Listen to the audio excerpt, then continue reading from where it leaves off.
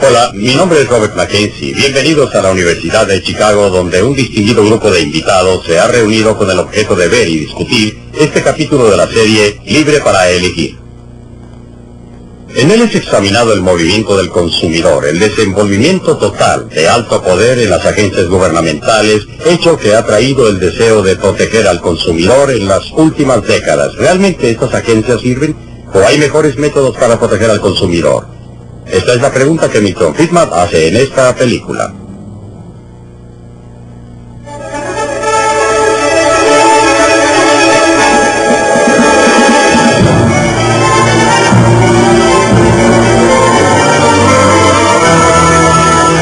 Libre para elegir. Una opinión personal de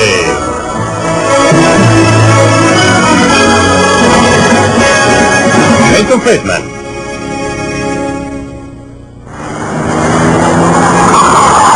¿Quién protege al consumidor?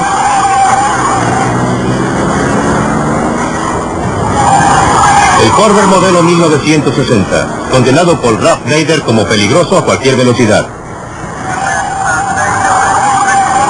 Desde el ataque de Nader se acepta cada vez más la idea de que hace falta que el gobierno nos proteja en el mercado. Hoy día hay agencias por todas partes en Washington en que los burócratas deciden lo que nos conviene. Agencias para controlar los precios que pagamos, la calidad de la mercadería que compramos, la elección de los productos que se ofrecen. Nos está costando ya más de $5,000 millones al año.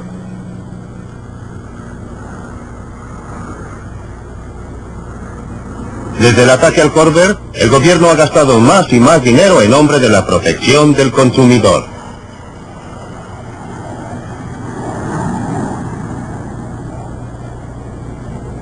Esto no es lo que tenía en mente el tercer presidente de los Estados Unidos, Thomas Jefferson, cuyo monumento vemos aquí, cuando definió un gobierno prudente y frugal como aquel que impide que los hombres se hagan daño unos a otros y los deja libres para dirigir sus propias metas en la industria y el mejoramiento.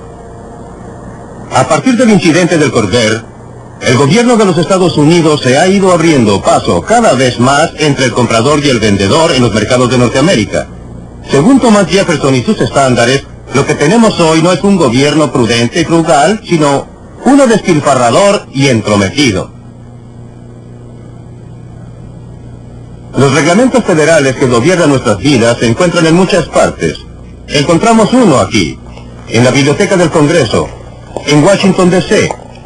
En 1936, el gobierno federal fundó el Registro Federal para registrar todos los reglamentos, audiencias y otros asuntos relacionados con las agencias de Washington. Este es el primer volumen número 1. En 1936 se necesitaron 3 volúmenes como este para registrar todas las materias. En 1937 se necesitaron 4, y después más, y más, y más. Al principio aumentaron lentamente, pero en forma constante, tanto así que año tras año se necesitó una pila más y más grande para registrar todas las audiencias de ese año. Entonces, alrededor de 1970 hubo una verdadera explosión, y una pila no fue suficiente para registrar todos los reglamentos de ese año. Se necesitaron 2 y después 3 pilas. Hasta que un día, en 1977, septiembre 28, el Registro Federal llegó a contar con no menos de 1,754 páginas. Y no son precisamente páginas chicas tampoco. Muchos de estos reglamentos salieron de este edificio. Seguridad de productos de consumo. Estamos separadas las líneas. ¿Puede esperar, por favor? Esta comisión es una de las agencias más recientes establecidas para protegerles. Resortes. ¿En qué le puedo servir? Una de sus tareas es aconsejar. Lo que delató fue que uno de los que estaban ahí no se comportó en la forma debida. ¿Y qué se está haciendo respecto a lo inflamable de la vestimenta para niños? Pero su función principal es producir reglamentos y normas. Cientos y cientos, ideados para asegurar la seguridad de los productos que ofrece el mercado. Es difícil escapar de la mano muy visible de la Comisión de Seguridad de Productos de Consumo. salvo en el caso de comestibles y artículos farmacéuticos, municiones y automóviles, que están regulados desde otras agencias. Tiene el poder para regular casi todo lo que se le venga en mente.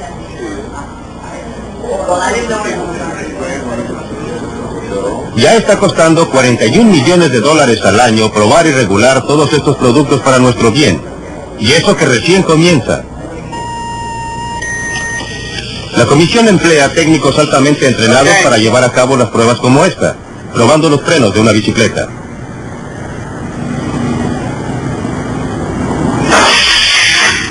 Pero el hecho es que un 80% de los accidentes en bicicleta son producto de errores humanos. Estas pruebas pueden algún día lograr frenos más seguros, pero ni eso es seguro. Lo que sí es seguro es que los reglamentos que salen de aquí harán más caras las bicicletas y reducirán la variedad.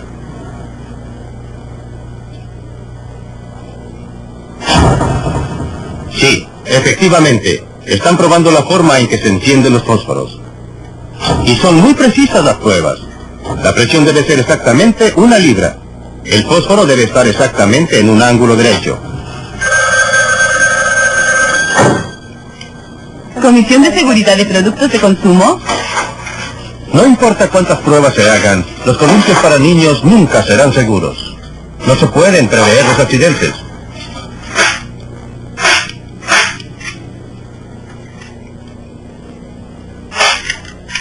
Si se intenta, se termina con unos resultados ridículos.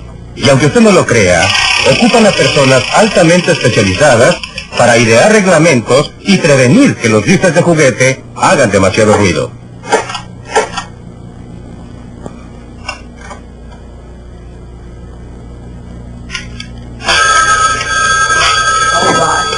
¿Comisión de seguridad?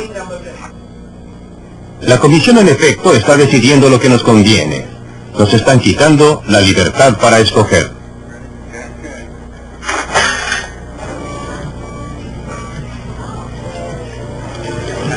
Los consumidores no necesitan estar restringidos por normas y reglamentos. Los protege el mercado mismo. Quieren los mejores productos posibles al precio más bajo.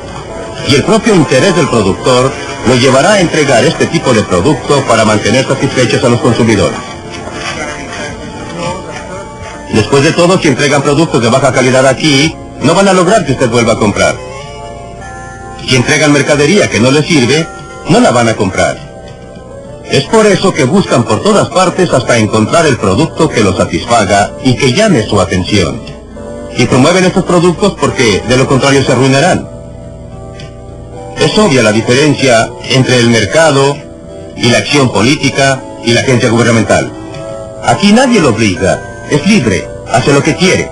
No hay un policía que le saque dinero del bolsillo o velará porque haga lo que dicen. Hace un cuarto de siglo, compré de segunda mano una calculadora de escritorio por la que pagué $300. Una de estas pequeñas calculadoras de hoy día y que podría comprar por $10 y que hace todas las operaciones que hacía la otra y más, que produjo esta tremenda mejoría en la tecnología. ¿Era el interés propio o la avaricia si quiere? El afán de ganar de los productores que querían producir algo que les diera a ganar $1. La avaricia de los consumidores que querían comprar lo más barato posible. ¿Tomó parte en esto el gobierno? Muy poco, solo manteniendo abierto el camino para que la avaricia humana y el interés propio pudieran beneficiar al consumidor. Cuando los gobiernos intervienen en los negocios, se ahoga la innovación. Los ferrocarriles están reglamentados desde hace casi un siglo y son una de nuestras industrias más atrasadas. La historia del ferrocarril demuestra lo que casi siempre resulta de las buenas intenciones de los grupos que protegen al consumidor. En los años de 1860, las tarifas de ferrocarriles eran más bajas en los Estados Unidos que en cualquier otra parte del mundo, pero muchos clientes pensaron que eran demasiado altas. Se quejaron amargamente de las ganancias de los ferrocarriles. Ahora bien, los ferrocarriles de la época también tenían problemas. Problemas que surgían de la feroz competencia entre ellos. Muchos ferrocarriles, todos peleando por un pedazo del mercado, todos tratando de hacerse un buen renombre. Si quiere ver los problemas que tenían según ellos, venga a ver esto. Al ver el interior de este vagón privado de ferrocarril, no parece que las personas que dirigían el ferrocarril tuvieran mayores problemas. A algunos, como al dueño de este vagón privado, les había ido muy bien. Este era el equivalente del jet privado de los grandes magnates de hoy. Pero por cada uno que lo lograba, muchos no sobrevivían la feroz competencia. Lo que vemos aquí es un mapa ferrocarrilero de los Estados Unidos de 1882. Muestra a todos los ferrocarriles que existían entonces. Era un verdadero laberinto de ferrocarriles que iban a los rincones más lejanos, más apartados, cubriendo la nación de costa a costa. Entre puntos tan distantes como, por ejemplo, Nueva York y Chicago, había por lo menos media docena de líneas corriendo entre esos dos puntos. Y cada una de estas trataba de ganar el mercado reduciendo tarifas, las que llegaban a ser muy bajas. Los que más se beneficiaban de esta competencia eran los clientes que enviaban mercadería a puntos distantes. Por otra parte, entre algunos puntos de ese viaje, digamos por ejemplo, Harrisburg y Pittsburgh, había a veces una sola línea funcionando y esa línea se aprovechaba al máximo de su posición privilegiada. Cobraba el total que daba el tráfico y el resultado era que la suma de las tarifas que se cobraban para el tramo corto era típicamente más alta que el total cobrado por el tramo más largo entre los puntos más distantes. Por supuesto que ningún cliente se quejaba de los precios bajos para el tramo largo, pero sí se quejaban de los precios altos cobrados por los tramos cortos. Y esa fue una de las razones principales de la agitación que finalmente llevó al establecimiento de la Comisión Interestatal de Comercio. Los dibujantes de la época se deleitaban en hacer notar la tremenda influencia política que tenían los ferrocarriles, y realmente la tenían. Utilizaron las quejas de los consumidores para lograr que el gobierno estableciera una comisión que protegiera los intereses del ferrocarril. Demoró alrededor de una década para que la comisión funcionara plenamente. Para entonces, está por demás decir que los defensores del consumidor habían pasado a su próxima cruzada. Pero seguían ahí los ferrocarrileros. Rápidamente aprendieron cómo utilizar a la comisión para sus propios fines. Solucionaron el problema tramo largo, tramo corto, aumentando las tarifas del tramo largo. Los clientes terminaron pagando más. Hábleme de protección. El primer comisionado fue Thomas Cooley, un abogado que había defendido los intereses de los ferrocarriles durante muchos años. Los ferrocarriles continuaron dominando la comisión. En los años 1920 y 1930, cuando los camiones surgieron como competidores muy serios en los tramos largos, los ferrocarriles indujeron a la comisión a ocuparse del transporte por camiones. Los camioneros, a su vez, aprendieron cómo utilizar a la comisión para protegerse de la competencia. Esta firma lleva flete ida y vuelta del Aeropuerto Internacional de Dayton, Ohio. En algunas rutas es la única y los clientes dependen de ella. Pero la Dayton Air Freight tiene problemas. Su licencia de la ICC solo le permite llevar flete desde Dayton hasta Detroit. Para cubrir otras rutas, ha tenido que comprar derechos a otros porteadores con licencias de la ICC, incluyendo a quienes no tienen ni siquiera un camión. Y han pagado hasta $1,000 al año por el privilegio. Nuestra compañía está tratando de obtener derechos para viajar hasta ahí. Sí, lo haremos. Y gracias por su llamada, señor. Los dueños de la firma han tratado durante años de lograr que se les extienda la licencia a otras rutas. No tengo queja con las personas que ya tienen permisos de la ICC, solo que este es un país grande y desde el establecimiento de la ICC en 1936 han entrado pocas personas al negocio y no permiten que entren nuevas empresas y compitan con las empresas que ya están dentro.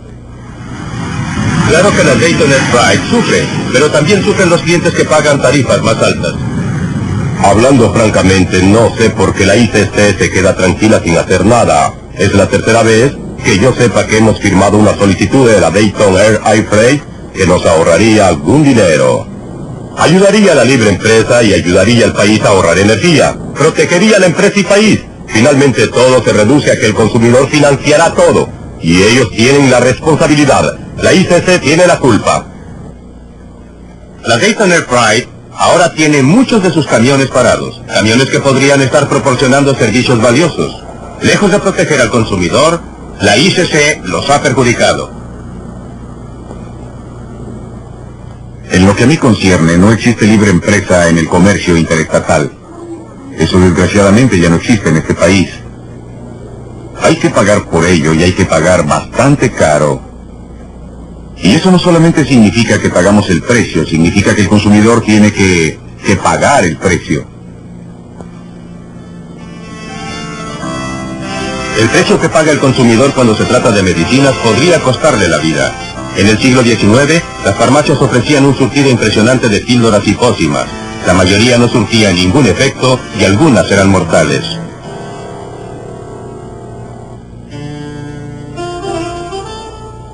Hubo demostraciones por las drogas que producían defectos y mataban. En respuesta a la presión que ejercía el consumidor, la Administración de Alimentos y Productos Farmacéuticos logró prohibir la producción de una gran gama de remedios. Los tónicos y los elixires, con su propaganda exagerada, desaparecieron del mercado. En 1962, las enmiendas Kefauver le dieron a la FDA el poder para controlar toda la línea farmacéutica en cuanto a su efectividad y su seguridad. Hoy día, todo medicamento en el mercado en los Estados Unidos debe pasar por la FDA. Es evidente que esto nos ha protegido de algunas drogas con horribles consecuencias, como la talidomida. Y también sabemos de personas que han sido curadas por drogas modernas. De lo que no se habla mucho, sin embargo, es de las drogas beneficiosas que la FDA ha prohibido.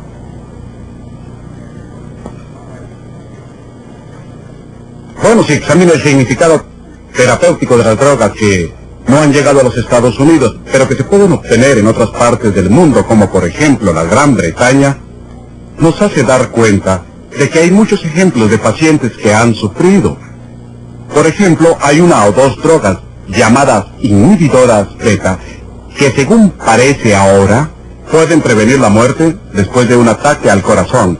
Nosotros la llamamos prevención secundaria de muerte coronaria por infarto al miocardio, las que de poder obtenerse aquí podrían estar salvando aproximadamente 10.000 vidas al año en los Estados Unidos.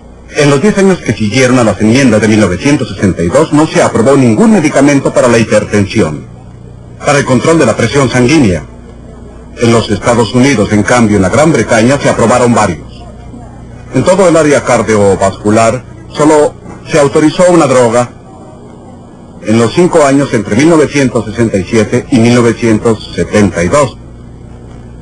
Y esto se puede relacionar con problemas conocidos en la organización FDA. En estos carritos le están llevando a un funcionario del FDA los documentos necesarios para aprobar un solo producto farmacéutico. Debe ser el nuevo medicamento del que me hablaron. Le tomó 6 años de trabajo al laboratorio para que le aprobaran esta droga. 119 volúmenes. Bueno, muchas gracias. Las implicaciones para el paciente son que las decisiones terapéuticas, que antes eran responsabilidad del médico y el paciente, se toman más y más a nivel nacional por comités de expertos. Y estos comités y la agencia que representan, la FDA, están orientados principalmente hacia la eliminación de los riesgos, por lo que hay una tendencia a tener drogas que son más seguras, pero no más efectivas. He escuchado algunos juicios bastante impresionantes que se han emitido en estos comités asesores, en los que al discutir una droga, se escucha una opinión como: no hay suficientes pacientes con una afección de esta gravedad para justificar la producción de esta droga para uso general. Esto está muy bien si lo que se pretende es minimizar la toxicidad de las drogas prescritas para una población masiva, pero si sucede que uno de sus pacientes no suficientes y uno tiene una enfermedad muy grave o una enfermedad muy rara, entonces es muy mala suerte. Durante 10 años la señora Esther O'Tain sufrió de asma aguda. Los medicamentos que recibió tuvieron severas consecuencias colaterales. Empeoraba. Pero la droga que prescribía su médico estaba prohibida por la FDA. Así es que 2 veces al año la señora O'Tain debía viajar.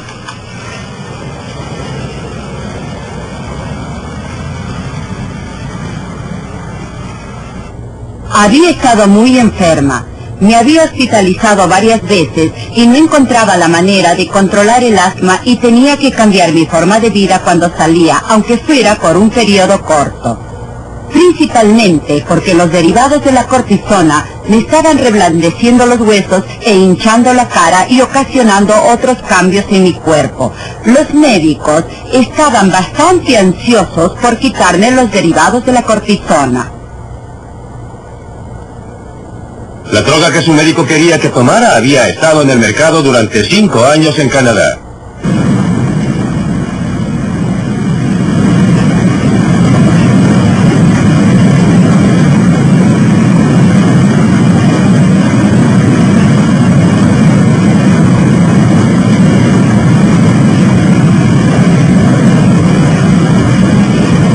Una vez cruzada la frontera, a la altura de las cataratas del Niágara, la señora Osdane podía usar la receta que le había dado un médico canadiense.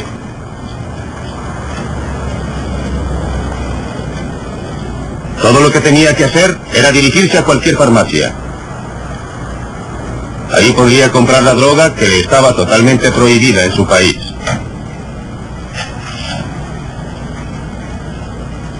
El medicamento tuvo efecto inmediato. Hizo tal cambio en mi vida, tanto porque me eliminó la falta de respiración, como porque ahora no nos teníamos que preocupar tanto por el reblandecimiento de los huesos. Afortunadamente pude obtener esa medicina. Todo volvió a ser para mí más normal y por todo esto estoy muy agradecida. Finalmente encontré alivio a mi enfermedad en Canadá. Fue fácil para la señora Osdane obviar los reglamentos de la FDA porque resulta que vive cerca de la frontera con Canadá. No todos tienen esa suerte. No es por casualidad que a pesar de las mejores intenciones de Administración de Alimentos y Drogas, opera de tal manera para prevenir la venta de nuevas y potentes y útiles drogas. Póngase en el lugar de un burócrata que trabaja allí. Supóngase que aprueba una droga que resulta ser peligrosa, talidomida. Su nombre aparecerá en la primera página de todos los diarios y tendrá serios problemas. Si por el contrario, supóngase que se equivoca y no aprueba una droga que podría haber salvado miles de vidas, ¿quién lo sabrá? Las personas cuyas vidas habían podido haber sido salvadas ya no estarán. Es difícil que sus parientes sepan que existía algo que les pudo haber salvado. ¿Algunos doctores? ¿Algunos investigadores? Ellos se molestarán, ellos sabrán. Usted o yo, si estuviéramos en la situación del burócrata, haríamos exactamente lo mismo. Nuestro propio interés nos obligaría a no tomar ningún riesgo de ninguna especie, tanto como para rechazar una buena droga y estar seguros de que nunca autorizaríamos una mala.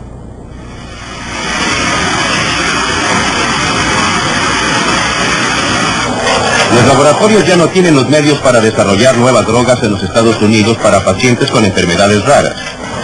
Cada vez más deben depender de drogas con grandes volúmenes de ventas. Ya 4 laboratorios han quebrado y hay menos drogas nuevas en el mercado.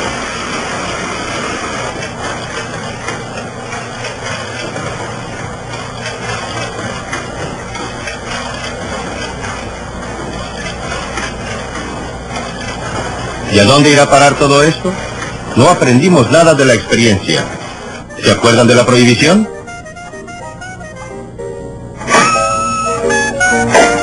En un ataque de moralidad a fines de la Primera Guerra Mundial, cuando muchos jóvenes estaban fuera del país, los abstemios nos impusieron a todos la prohibición de beber alcohol. Lo hicieron por nuestro bien. Y no hay duda de que el alcohol es algo dañino. Sin duda se pierden más vidas todos los años por el alcohol y también por el cigarrillo que por todas las sustancias peligrosas que controla la FDA. ¿Pero a dónde condujo esto? Hoy día, este lugar es el bar más antiguo que hay en Chicago. Pero durante los días de la prohibición era un bar camuflado. Al Capone, Box Moran, muchos de los gángsters de esa época se sentaron alrededor de esta barra para planear los atracos por los que se hicieron famosos. Asesinatos, extorsión, secuestros, venta de alcohol. ¿Quiénes eran los clientes que venían aquí? Eran personas que se creían ciudadanos respetables, que nunca hubieran aprobado las actividades de Al Capone o Vox Moran y de otros. Querían una copa, pero para ello tenían que infringir la ley. La prohibición no detuvo el alcohol, pero sí convirtió a muchos ciudadanos respetuosos de la ley en todo lo contrario. Afortunadamente, todo eso pasó hace mucho tiempo, como la prohibición de los ciclamatos y el DDT. Pero no se equivoque, ya existe una especie de mercado negro de medicamentos prohibidos por la FDA.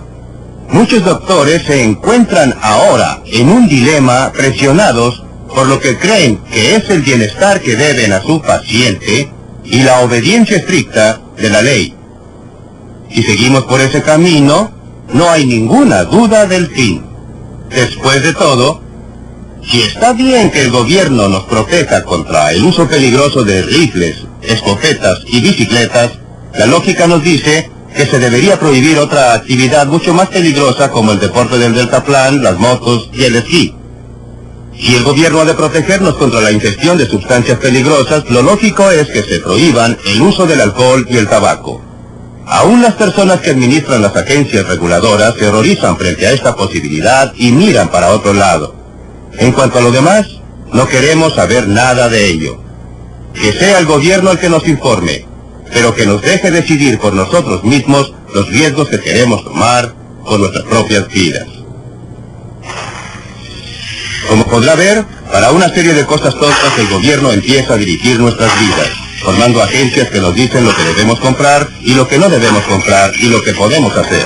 Recuerden que comenzamos este programa con el Corvair, un automóvil que fue catalogado por Ralph Nader como inseguro a cualquier velocidad.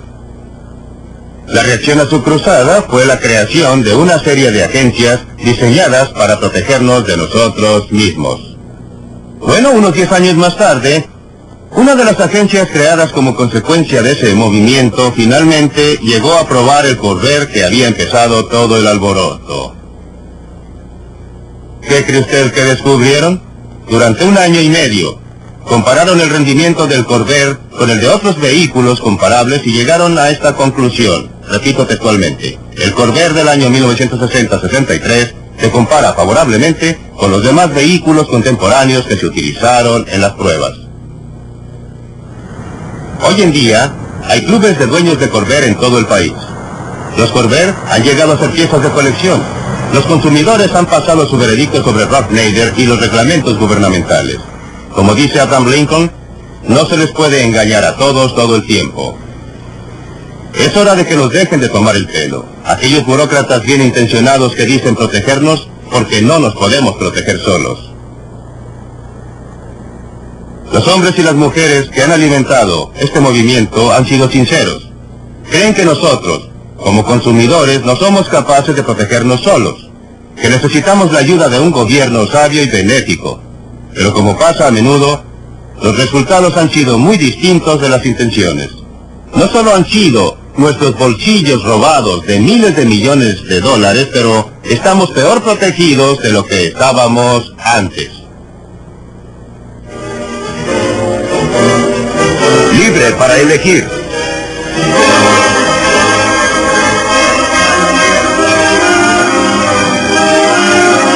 Ahora de vuelta en la Universidad de Chicago, los consumidores mismos tienen la oportunidad de defender su causa.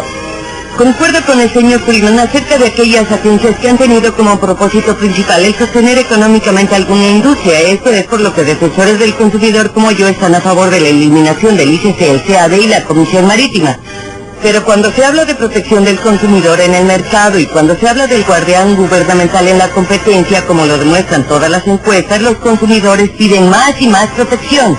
Y para dar solo 2 ejemplos de cómo no basta con informar al consumidor para protegerlo, hace 5 años no habría podido comprar en este país una cuna que tuviera los barrotes lo suficientemente juntos para no preocuparme de que el niño se pudiera ahorcar. Hasta que el gobierno y la comisión se ocuparon del asunto, el consumidor no tenía posibilidad de comprar ese tipo de cuna. Ahora los estrangulamientos han bajado en un 50%. En 1975 yo no hubiera podido alquilar una máquina Xerox. Hasta que la Comisión Federal del Comercio Antimonopolio no implantó la competencia en ese mercado, no tenía su oportunidad y entonces en un año el precio bajó de 14.000 a 5.000 dólares. Esos son dólares que vuelven a nuestros bolsillos aparte de la baja de los traumas emocionales. Bueno, antes de preguntarle a Milton Friedman que vuelva sobre el tema, establezcamos el punto de vista de los demás participantes y expertos. Doctor Richard Landau, su opinión. Bueno, creo que el costo es desproporcionadamente grande y que los beneficios son triviales si es que los hay. Creo que quizás Milton exagera un poco al tratar de lograr su punto, pero básicamente concuerdo con él en el área que domino y que es la regulación del desarrollo de nuevos medicamentos. John Clayburgh.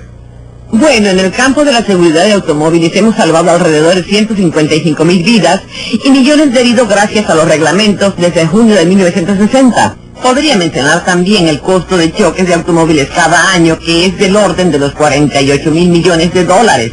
Bastante alto cuando se compara con otras cosas, sin mencionar de nuevo el trauma humano. Bueno, creo que es imposible no estar de acuerdo con Milton Friedman sobre los efectos del control sobre tarifas del tipo económico que tuvieron que soportar las industrias y compañías ferrocarrileras y camioneras. La intención de esa legislación fue, por cierto, proteger al ferrocarril y proteger a los camiones, y lo mismo en el caso de la reglamentación marítima. Lo que sostiene las reglamentaciones es una especie de teoría populista, según la que, mediante el gobierno, se redistribuirá la riqueza de las empresas hacia los consumidores. En realidad no funciona así. No funciona así en la reglamentación económica y hay pocas pruebas de que funcione en ninguna reglamentación. En cuanto a si obtenemos beneficios de las reglamentaciones de seguridad y salud, creo que son muy recientes para poder sacar conclusiones. Bueno, ese es el área con la que quiero comenzar, porque ustedes recordarán que fue la primera parte de su argumento, la idea global de la acción gubernamental en la seguridad en el producto de consumo. Ahora bien, hasta ahora ha funcionado. ¿Cuál es su reacción, Kathleen O'Reilly? Bueno, en lo que respecta a seguridad, los fabricantes de cortadoras de paso aseguraron durante 20 años que no podía diseñarse una segadora segura. Solo cuando la Comisión de Seguridad de los Productos de Consumo los obligó, se despertó en ellos el genio creativo y diseñaron látigos de malla en plásticos y muchas otras innovaciones, que es la causa por la que la presencia del gobierno obligó una innovación que de otra manera no hubiera sido posible. Es muy fácil ver los resultados positivos. Los malos resultados son más difíciles de ver. No ha mencionado los productos que no existen, porque el costo extra impuesto por la Comisión de Seguridad de Productos de Consumo no les hubiera permitido existir. No ha mencionado el caso del problema TRIS, que es de lo que está impregnada la vestimenta no inflamable. Aquí un caso claro de un reglamento de la Comisión de Seguridad de Productos de Consumo que tuvo esencialmente el efecto de obligar a todos los fabricantes de ropa de dormir para niños a impregnar la ropa con TRIS. Eso no es cierto. 3 años, 5 años más tarde, según la reglamentación, toda clase de ropa debía ser no inflamable. Y sucede que TRIS era la sustancia química que más fácilmente lo lograba.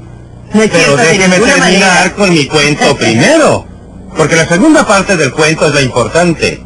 Sucede que TRIS era carcinógeno, y 5 años más tarde, o 3 años más tarde, no estoy seguro de cuánto exactamente, la misma agencia prohibió el uso de aquella ropa de dormir y obligó a deshacerse de ella a gran costo para todos. Bien, veamos esta historia. En 1968, cuando el Congreso pasó el acta de material inflamable, no le informaron a la Comisión cuáles sustancias químicas cumplían y cuáles no. Por eso, al comienzo, cuando la industria dijo vamos a usar TRIS, la Comisión de Seguridad, luego de las pruebas iniciales, ya tenía dudas y anunció informalmente a la industria que no iba a permitir el uso del TRIS. La industria alegó, lo vamos a llevar a la corte porque el acta solo dice que tiene efecto retardante sobre las llamas. Los del gobierno no nos van a decir cómo cumplir. Y fue la industria la que obligó a la comisión a retirarse. No ahora estoy mismo lo tratando de niegan. defender a la industria, calma. No soy pro-industria, soy pro-consumidor, soy como usted. No soy pro-industria y por supuesto la industria hará cosas malas. El asunto a dilucidar es qué mecanismo es más efectivo para proteger los intereses de los consumidores. Las fuerzas que están dispersas del mercado. Tome el caso de la vestimenta inflamable. Suponga que no hubiese tenido la exigencia legal. Pero está usted de acuerdo con que se hicieran pruebas, que una agencia gubernamental lo sometiera a No, pruebas. de ninguna manera. Existen No. agencias privadas que hacen ese trabajo. Es el Estudio del Consumo y la Liga del Consumidor. Y usted habla de una gran demanda por mayor protección.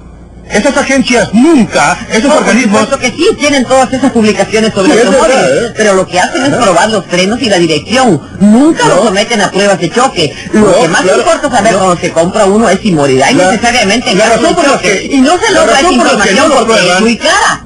Por supuesto, de todas maneras, porque es caro, porque el número de consumidores que está dispuesto a comprar ese servicio y aceptarlo es muy reducido. Esa no es la razón es que es sumamente caro. Por supuesto, pero si tuvieran un gran número de clientes, si hubiera suficientes clientes, suficientes consumidores Sí, que pero la historia quisieran... del huevo y la gallina es ridículo. No, no es el caso Sí, del sí, huevo y pero la ¿usted gallina. cree La que es situación... importante que el consumidor tenga información tecnológica, que me parece es la base y la tesis de su argumento? Estoy segura que diría que una de las cosas que hace una sociedad al unirse es proveer servicios básicos, policía, servicios de tránsito, todo tipo de cosas básicas, correos y bomberos y el resto. ¿Por qué no hacer pruebas de artefactos tecnológicos que el público no tiene forma de conocer? Antes de responder, quisiera que opinara los demás, ¿no? Me parece que el profesor Friedman podría ceder un poco en esto. Es verdad que en la propagación de información se presenta el problema del que no paga el pasaje.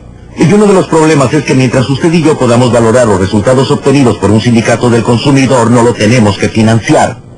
Podemos mirar por encima del hombro de otro o pedir la revista prestada en la biblioteca. No iría tan lejos como para decir que el gobierno no debería estar por ningún motivo en la tarea de generar información, aun cuando me preocupan las mismas fuerzas, esta industria nefasta de la que habla la señorita O'Reilly, con su influencia sobre cómo se prepara esa información, no veo cómo podríamos protegernos.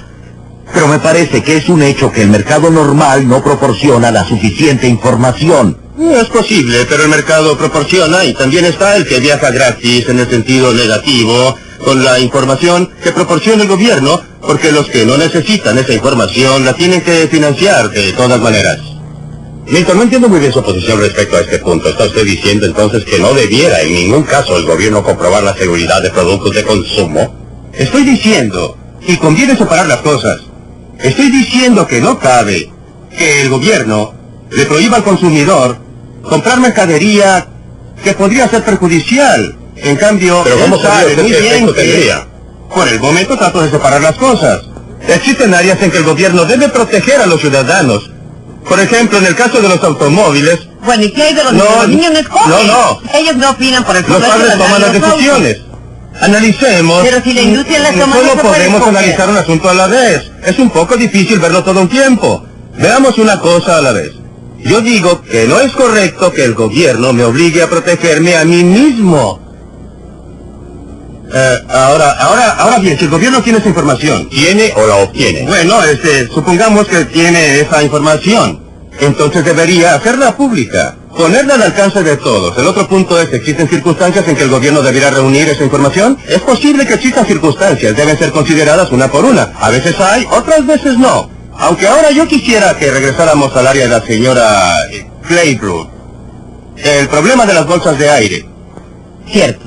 Si entiendo bien la situación y no sé nada sobre los aspectos técnicos del asunto de la bolsa de aire en un automóvil, ella está destinada a protegerme a mí como conductor. No evita que yo tenga un accidente o que le haga daño a otra persona porque se activa solo en caso de accidente. Pues bien, ¿por qué no puedo yo tomar esa decisión? ¿Quién es usted para decirme que debo gastar no sé cuánto, 200, 300, 400 dólares en esa bolsa? Lo que decimos es que cuando un automóvil choca contra una pared a 50 kilómetros por hora, los del asiento delantero deben tener protección automática incorporada en el auto. ¿Deben? ¿Por qué deben? Es una ¿Pero por qué vida, deben? No me bueno. importa si se trata de una bolsa Hay de dos aire o un razones. cinturón de Una seguridad. es que el derecho sagrado a la vida es algo muy respetado en este país. Es más valiosa para mí que para usted. Mi vida es más valiosa para mí. Bueno, pero... ¿Utiliza usted a su ver, cinturón de ¿usted sabe que seguridad? en un caso como este... A veces sí, a veces no. No parece ser tan valiosa para usted. Si lo fuera, usaría el cinturón. Perdóneme, hay otras cosas Sí. que son más valiosas. Sí, pero su uso es algo simple. Pero mi pregunta ahora es, y quiero una respuesta directa. Pero hay una razón básica del por qué, Sí. y es porque una persona cuando compra un automóvil no sabe cómo se va a comportar el auto en diversas situaciones. Ese es el punto número 1. Número 2. Hay un estándar mínimo básico y ese es el estándar de rendimiento. No es que lo obligue a usted a tener ciertas piezas en su automóvil, pero sería un estándar básico que su auto ya traería y que al comprarlo nadie dejaría de tenerlo. de manera de evitar heridos innecesarios en las carreteras, el costo para la sociedad, el costo para el individuo y los traumas para sus familias. Usted sugiere teóricamente que es mucho mejor que la gente salga y se mate, aun cuando no sepa qué es lo que le va a pasar cuando choquen. Usted está evitando el punto principal. Si usted tiene esa información, désela. El punto en discusión no es el de proporcionar la información o no. El punto es, ¿qué derecho tiene usted de obligar a alguien a gastar dinero para proteger su propia vida? No la de otras personas, solo la de él. Y la otra pregunta que le voy a hacer es, ¿duda usted por algún momento de que prohibiendo el alcohol salvaría muchas más vidas en las carreteras que con la bolsa de aire, los cinturones de seguridad? ¿Se opone usted a la prohibición sobre la base de principios o solo porque la legislación no sería efectiva? Me opongo a la prohibición porque no creo que dé resultado. Por eso me opongo a ella. Ahora suponga que realmente resultara. Quiero llegar al asunto de los principios. ¿Sí? Suponga que estuviera convencida que realmente resultaría. Suponga que la prohibición podría resultar. ¿Estaría usted de acuerdo con ella? No, estoy en favor de la fabricación de productos. Estoy en favor de la fabricación de productos que sirvan al público. Me fascinaron algunos de los comentarios al comienzo. Todos concuerdan con que las agencias antiguas eran malas. Pero las de hoy no las hemos podido analizar. No, los está llevando a su red. No estuvieron de acuerdo con eso. En fin, siga usted con su teoría. Cuando usted habla del principio básico es, denme la información, déjenme escoger por mí mismo, si esa es la meta final. Porque en cualquiera de las audiencias a las que haya asistido y pido a cualquiera que demuestre lo contrario, si se trata de bolsas de aire o de ese o sacarina o lo que sea, nunca están las víctimas. Tampoco los que perdieron un brazo por culpa de una segadora. Nunca comparecen para decir, gracias a Dios que me dieron el derecho de llegar a ser lisiado. Nunca se escucha a una víctima dar gracias al gobierno por haberle dado la opción. Nunca se ha oído a la víctima agradecer al Departamento de Justicia por no lisiarla. Usted podría hacer una observación sobre ese punto. Bueno, cuando se usó el DES para retener los embarazos hace 25 y 30 años, había cero evidencia de que causaría cáncer en la gente, menos en los niños de las mujeres embarazadas. Está ignorando los estudios de 1941. No hubo investigación en 1941. Esta es mi área de conocimiento. Soy endocrinólogo. No hubo nada. Bueno, hay una cantidad. Déjeme preguntarle a la señorita sobre algo que no entiendo. Si el problema de los medicamentos es que no hay competencia, hay varios laboratorios en los Estados Unidos, en el mundo entero, como la reglamentación que está diseñada para mantener ciertos productos fuera del mercado, es decir, para restringir aún más el surtido de medicamentos, va a fomentar la competencia o la innovación. En realidad, todo lo que yo he aprendido en economía me lleva a pensar que esto está destinado a reducir la competencia. Y uno de los grandes beneficios de la reglamentación de los medicamentos es que si soy una compañía farmacéutica con un medicamento antiguo y muy probado en el mercado, querría que se mantuvieran fuera los nuevos productos. Creo que ahí está la lección que se aprende del control gubernamental, sea esta la Administración Nacional de Seguridad en Carreteras por los niveles de economía de combustible, sea por medicamentos, o sea el control de la producción. El efecto es anticompetitivo, de ningún modo favorece la competencia. Si yo me explayara un poco sobre lo que dice Bob, él y yo, estoy seguro, todos los economistas estaríamos de acuerdo en que la forma más eficaz de estimular la competencia sería abrir totalmente el comercio y eliminar los aranceles. Las medidas más anticonsumo que se encuentran en los estatutos son las restricciones al comercio exterior. ¿A la Federación de Consumidores de Norteamérica ha testiguado en contra de los aranceles? Ni siquiera se nos ha pedido. Ahora, la Administración de Alimentos y Medicamentos, y aquí, doctor, sé que usted tiene un interés especial en esto. ¿Cuál fue su reacción al análisis de Milton respecto al fracaso? Bueno, creo que es aún peor que el análisis de Milton o del análisis que hace el Dr. Wardell. Si uno pudiera examinar las innovaciones en medicamentos durante los últimos 25 a 30 años, vería que la mayoría de los medicamentos, que todos aceptarían como milagrosos, salieron al mercado antes de la enmienda Kefauver. Son las enmiendas de 1962. Exactamente. Bueno, la enmienda de 1962, como dice Milton, en realidad dio eficacia a la reglamentación de seguridad. Los encargados de aplicar esta ley fueron los que la echaron a perder. No veo cómo uno podría objetar la ley en sí misma. Lo que pasó fue que los que la administraron se volvieron locos con la seguridad. Lo único que se alteró de la ley fue lo relativo a su eficacia. Por lo demás, las dos cosas están íntimamente ligadas. Para una enfermedad grave como es el cáncer, habrá que tolerar un medicamento peligroso. Para tratar un dolor de cabeza deberá ser muy, pero muy seguro. Ahora bien, esto es una cosa sabida, pero los encargados llegaron a ponerse medio histéricos con la talidomida. Y la nueva legislación que yo creo fue propuesta por Kefauver para que lo hicieran presidente perseguía hacer bajar los precios de los medicamentos. Pero la reglamentación no ha logrado más que obstruir. Hoy, en vez de que las 3/4 partes de los medicamentos consumidos en el país sean desarrollados aquí, lo es solo una 1/4 parte, el resto proviene de fuera. Podríamos esclarecer este punto. Usted dice que no debiera haber intervención gubernamental en los comestibles ni en los medicamentos, o simplemente la política que adoptó la FDA o que se impuso a raíz de la enmienda Kefauver la que falló. Creo que es necesario tener ciertas pautas y es posible establecer pautas basadas en la enmienda Kefauver, quitándoles la responsabilidad de la toma de decisiones a los burócratas de la Administración de Alimentos y Medicamentos. Usted dirá cómo. Yo diría que dándoselo a consejos de expertos imparciales para que tomen las decisiones. ¿Milton está de acuerdo con eso? No lo estoy. ¿Puedo hacer un comentario? Porque nunca he visto... ¿Ha visto usted alguna vez a un gato que ladre? No, realmente no. Pues bien, las agencias gubernamentales y las leyes gubernamentales siguen sus propias leyes, de la misma manera que la naturaleza determina que los gatos no ladren. Las leyes de la ciencia social dicen que cuando se le da poder a una agencia para que aplique normas, ese poder va a ser usado. Quisiera pasar a la tercera área elegida por Milton, la Comisión de Comercio Interestatal como ejemplo. Ahora bien, esto está más cerca de su campo de acción, Robert. ¿Cuál es su reacción frente al análisis que hace y qué cree que debiera hacerse al respecto? Bueno, creo que no logrará mucha reacción de parte de... No creo que haya alguien en esta reunión que no se preocupe por los beneficios o los costos que significa la reglamentación del transporte. El único grupo favorable a que continúe la reglamentación que encontrará será la Asociación Americana de Transporte Camionero. Y ni siquiera ellos son convincentes respecto a los beneficios o consecuentes con lo que dijeron ayer. No hay una buena razón que justifique continuar con esta reglamentación. Quizá dure más tiempo que la reglamentación de las líneas aéreas, porque el número de personas a quienes esta reglamentación ayuda a enriquecer, es decir, a los que manejan los camiones, los que tienen un permiso para operar, para transportar libros empastados entre Peoria y Springfield, Illinois, o algo por el estilo, esas personas son muchas.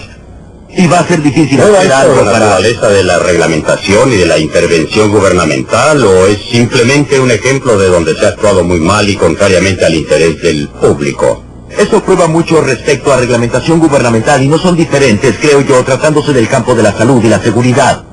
Déjeme informarle de un área de reglamentación muy importante para la salud y la seguridad, en lo que creo incluso Milton Friedman estaría de acuerdo en cierto modo, y es la reglamentación en el control de la polución, o por lo menos el establecimiento de normas en la propiedad que permiten reducir los niveles en que estaría la polución si no hubiera control respecto a la política del medio ambiente. En el Congreso, los que más están a favor de esa política provienen de la parte noroeste de los Estados Unidos. Y los menos, aquellos con más bajo promedio de votos en el Congreso, vienen del suroeste y de Alaska. Se preguntarán por qué, y una posible respuesta pienso que sería que el aire está viciado en la ciudad de Nueva York, pero no creo que se encuentre mucha gente que se preocupe seriamente por la calidad del aire en esa ciudad. En Nueva York lo que les preocupa son sus perspectivas de empleo y el valor de sus bienes. De no haber una política del medio ambiente en este país, lo que pasaría es que el comercio se trasladaría al suroeste y al oeste de los Estados Unidos. Por consiguiente, los parlamentarios del este están muy a favor de una política que prohíba, mediante el control de la polución, prohíba una total gravitación de la forma que asume, pero lo usan como excusa, tal como usarán otras excusas, digamos, ante la agencia de la señorita Claybrook para solicitar reglamentos estrictos y poder promover el valor de su producto. Antes de volver a la ICC, que es precisamente lo que quiero hacer, Milton, ¿cuál es su reacción al tema de la polución? Bueno, él y yo estaríamos de acuerdo en la posición de que hay cabida para que el gobierno se preocupe de la polución. Estaría de acuerdo. En segundo lugar, en que las técnicas que se utilizan actualmente para controlarla son terribles y son las que son precisamente por las razones que él describe, porque son una manera eficaz de usar la excusa de la polución para fines muy distintos. Esa es una de las formas en las que los gobiernos maullan, si se me permite volver a mi gato. Hemos discutido este punto en detalle en un libro que escribimos para acompañar este programa de Libre para Elegir. El programa en sí era demasiado corto para que pudiéramos enfocar el problema de la polución. En realidad, lo tuvimos que dejar de lado por ser un tema tan complicado y difícil.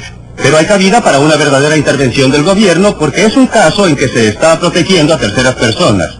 En cada uno de los casos válidos, en mi opinión, para que haya intervención gubernamental debe ser para proteger a terceros. Hay razón para usar frenos porque se protege a terceras personas. Ese es un asunto totalmente diferente. En mi opinión, no hay razón para imponer el uso de una bolsa de aire, pero sí la hay para usar los frenos. ¿Acepta usted? No, ya que si sufriera heridas por el no uso de un elemento pasivo, en cierta medida me vería obligada a pagar parte de sus gastos médicos y de su prima de seguro. Por eso, solo para la isla de Gilligan, donde hay de 6 a 9 personas sin que interactúen, para esa pequeña sociedad tiene validez su distinción. Calma. En el caso del alcohol, cuando se enferma a causa del alcoholismo, ¿quién paga? Se ha demostrado que solo el consumo excesivo hace daño. No estoy hablando de accidentes. ¿Qué hay de la cirrosis hepática? Es una enfermedad sumamente común. Justamente por eso necesitamos... Porque es una enfermedad muy larga y muy cara. Podríamos detenerlo sobre... Nicola es una distinción muy interesante aquí. Uno se puede hacer daño, ha dicho, o depende de uno si quiere correr el riesgo de hacerse daño. Pero en este caso, ¿podría usted hacer esa distinción? Permítame volver a la pregunta. Nos estaba diciendo que no debemos hacer caso porque el tipo que sufre daños físicos va a terminar en un hospital por el gobierno. No, solo por el gobierno, no. Los daños también. Conteste ese punto porque mi... Calma, déjeme separar los dos puntos en disputa porque realmente quiero llegar a esto. Porque su respuesta es muy común y contiene un elemento de validez. Lo que pasa es que cometimos dos errores. Pero no hace falta estar en un hospital del gobierno para que tenga validez. Perdóneme, espera un momento. El problema con su respuesta es que está diciendo que un mal justifica otro.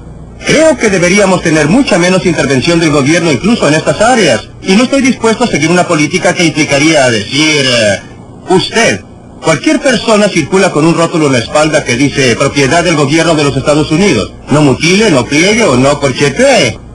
¿Está usted en favor de la intervención del gobierno en las áreas donde, por ejemplo, los abogados y la industria óptica no permitían a sus miembros hacer publicidad?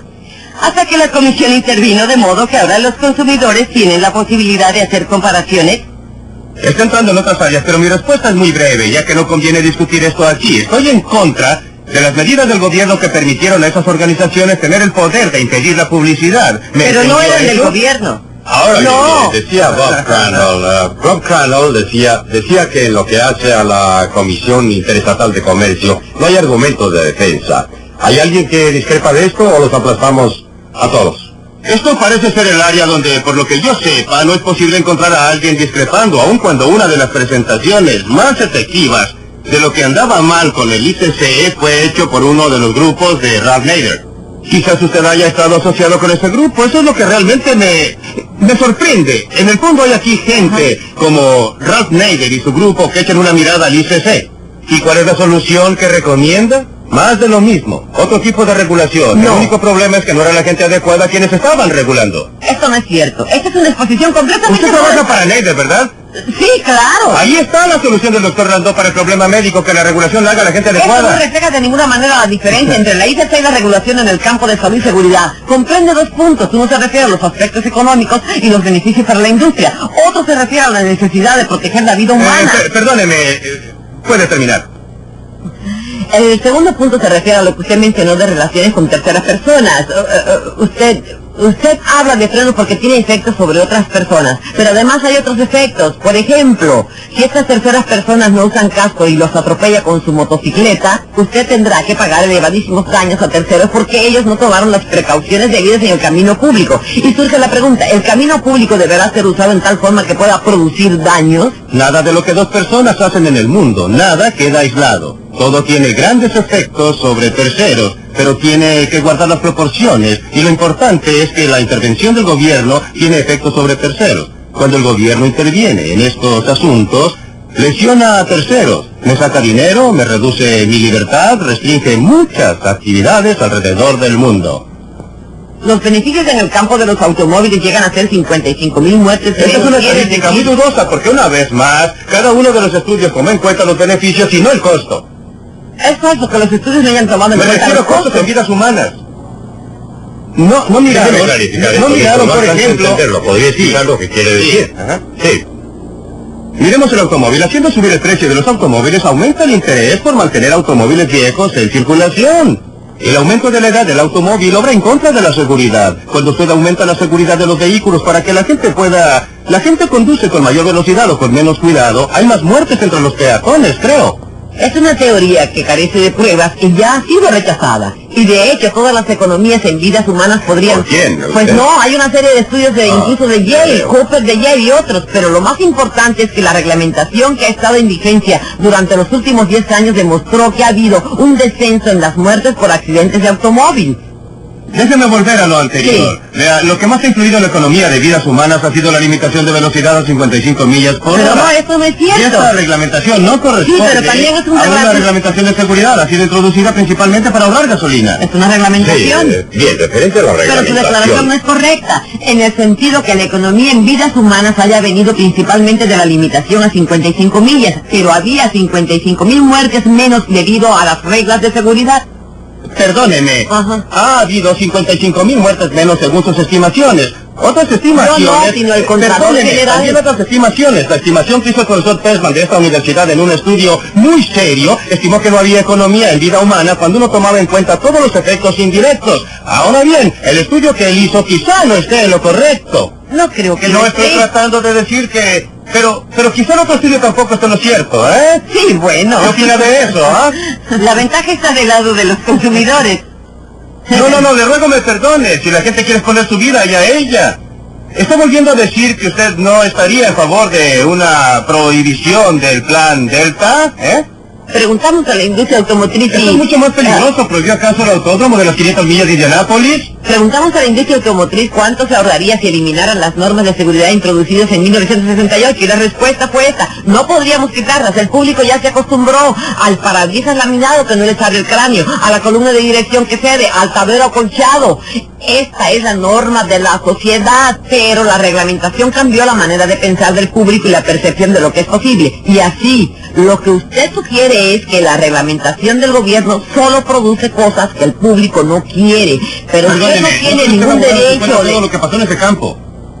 Los frenos en las 4 ruedas fueron instituidos aún antes de la existencia de la reglamentación. Dejemos esa materia por esta semana y esperemos estar juntos en el nuevo episodio la semana que sigue.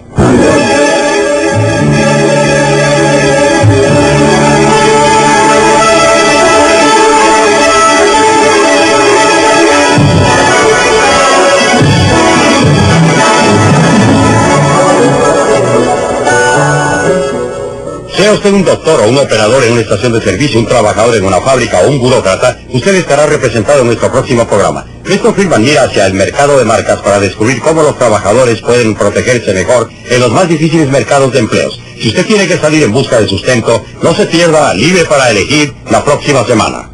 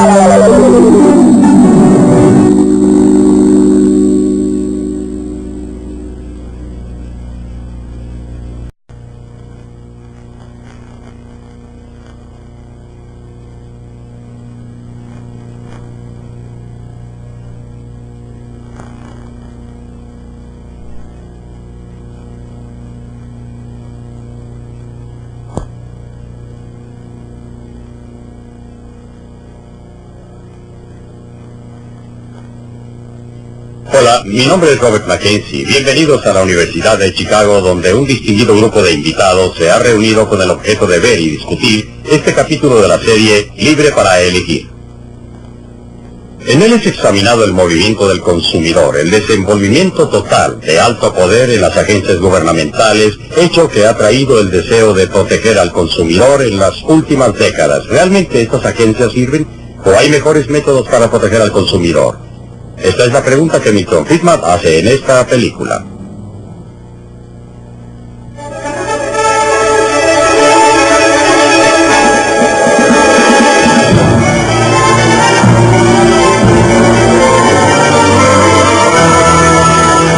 Libre para elegir. Una opinión personal de...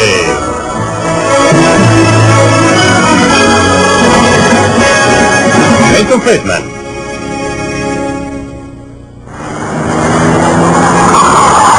¿Quién protege al consumidor?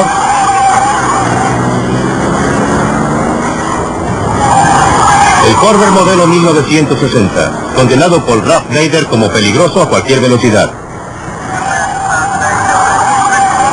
Desde el ataque de Nader se acepta cada vez más la idea de que hace falta que el gobierno nos proteja en el mercado. Hoy día hay agencias por todas partes en Washington en que los burócratas deciden lo que nos conviene. Agencias para controlar los precios que pagamos, la calidad de la mercadería que compramos, la elección de los productos que se ofrecen. Nos está costando ya más de $5,000 millones al año. 16. El gobierno federal fundó el registro federal para registrar todos los reglamentos, audiencias y otros asuntos relacionados con las agencias de Washington. Este es el primer volumen número 1. En 1936 se necesitaron 3 volúmenes como este para registrar todas las materias. En 1937 se necesitaron 4, y después más, y más, y más. Al principio aumentaron lentamente pero en forma constante, tanto así que año tras año se necesitó una pila más y más grande para registrar todas las audiencias de ese año. Entonces alrededor de 1970 hubo una verdadera explosión y una pila no fue suficiente para registrar todos los reglamentos de ese año. Se necesitaron 2 y después 3 pilas. Hasta que un día, en 1977, septiembre 28, el registro federal llegó a contar con no menos de 1,754 páginas. Y no son precisamente páginas chicas tampoco. Muchos de estos reglamentos salieron de este edificio. Desde el ataque al Corvair, el gobierno ha gastado más y más dinero en nombre de la protección del consumidor.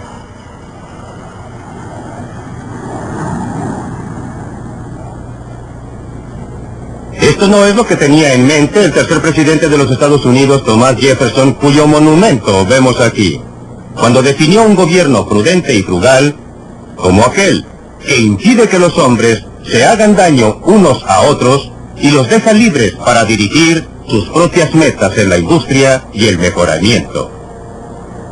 A partir del incidente del Corvair, el gobierno de los Estados Unidos se ha ido abriendo paso cada vez más entre el comprador y el vendedor en los mercados de Norteamérica. Según Thomas Jefferson y sus estándares, lo que tenemos hoy no es un gobierno prudente y frugal, sino uno despilfarrador y entrometido. Los reglamentos federales que gobiernan nuestras vidas se encuentran en muchas partes. Encontramos uno aquí, en la Biblioteca del Congreso, en Washington, D.C., en 1931. Autoridades de abusos de consumo. Están ocupadas las líneas. ¿Me puede esperar, por favor? Esta comisión es una de las agencias más recientes establecidas para protegerles. Resortes. ¿En qué le puedo servir? Una de sus tareas es aconsejar Lo que ordenó fue que uno de los que estaban ahí no se comportó en la forma de vida. ¿Y qué se está haciendo respecto a lo inflamable de la vestimenta para niños?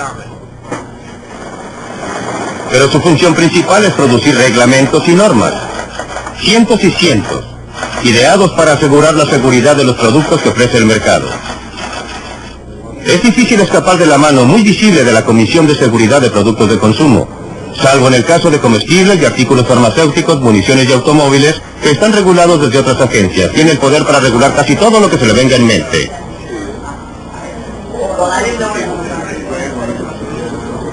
Ya está costando $41 millones al año probar y regular todos estos productos para nuestro bien. Y eso que recién comienza. La comisión emplea técnicos altamente entrenados para llevar a cabo las pruebas como esta, probando los frenos de una